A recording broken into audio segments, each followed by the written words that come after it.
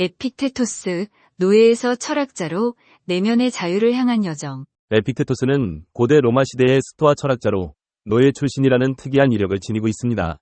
그는 육체적인 속박 속에서도 정신적인 자유를 추구하며 스토아 철학의 핵심 가치인 아파테이아를 몸소 실천했습니다.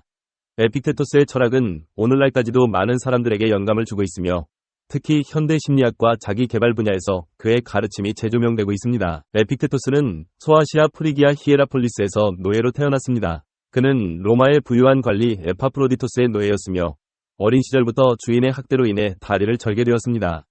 하지만 에픽테토스는 이러한 역경 속에서도 배움에 대한 열정을 잃지 않았고 스토아 철학자 무소니우스 루푸스의 제자가 되어 철학을 공부했습니다. 에픽테토스 철학의 핵심은 내면의 자유와 아파테이아입니다. 그는 우리가 통제할 수 없는 외부 사건에 휘둘리지 않고 우리가 통제할 수 있는 내면의 영역에 집중해야 한다고 강조했습니다.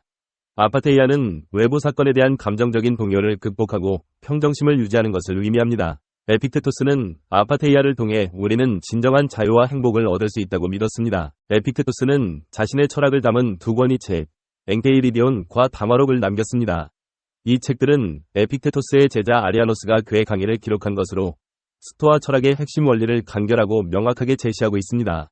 엔케이리디온은 53개의 짧은 잠언으로 구성되어 있으며 다마록은 에픽테토스의 강의 내용을 보다 자세하게 담고 있습니다. 에픽테토스의 철학은 현대 심리학과 자기 개발 분야에서도 주목받고 있습니다. 그의 가르침은 인지행동 치료와 같은 심리 치료 기법에 영향을 미쳤으며 스트레스 관리, 감정 조절, 자존감 향상 등 다양한 분야에서 활용되고 있습니다.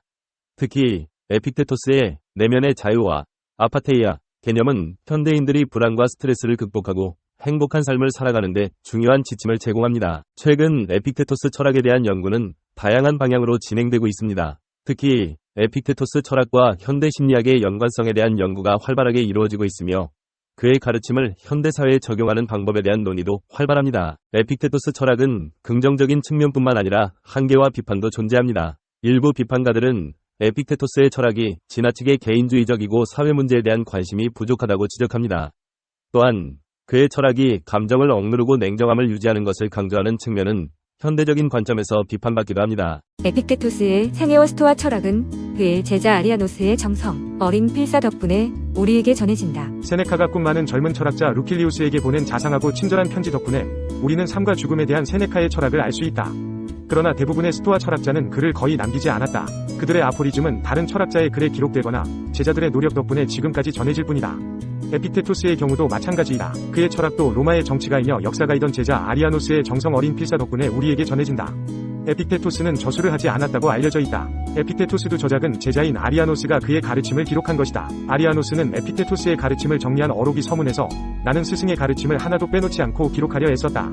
나 자신을 위해서라도 그분의 정신과 솔직담백한 말투를 영원히 기억하기 위해서 그분의 말투를 그대로 살리려 애썼다. 라고 썼다. 아리아노스의 기록으로 판단하건대 에픽테토스는 무척 솔직하고 직설적으로 말한 듯하다. 세네카처럼 에픽테토스도 스토아 철학의 노선을 따라 우리가 운명을 지배할 수는 없기 때문에 삶의 변덕스런 명령에 순응하는 수밖에 없다고 생각했다. 우리가 무엇이든 해낼 수 있다는 오만한 믿음을 가질 때 불행이 닥친다. 예컨대 보유한 주식의 가치를 우리 뜻대로 조절할 수 있다고 믿는다면 큰 코를 다치기 십상이다. 따라서 에픽테토스는 행복은 우리 뜻대로 해낼 수 있는 것과 그렇지 못한 것을 구분하는 능력에 비례한다 라고 말했다. 그런데 이 둘을 어떻게 구분할 수 있을까? 에픽테토스는 둘을 구분하는 기준을 이렇게 설명했다. 우리가 뜻대로 할 수 있는 것은 원래 자유로워 방해받지 않는다. 하지만 우리가 뜻대로 할 수 없는 것은 구속되고 방해받는다.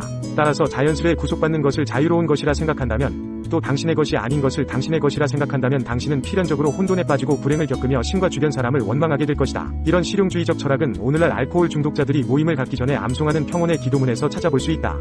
신이시여, 제가 바꿀 수 없는 것이라면 기꺼이 인정하는 마음의 평온을 제게 허락하십시오.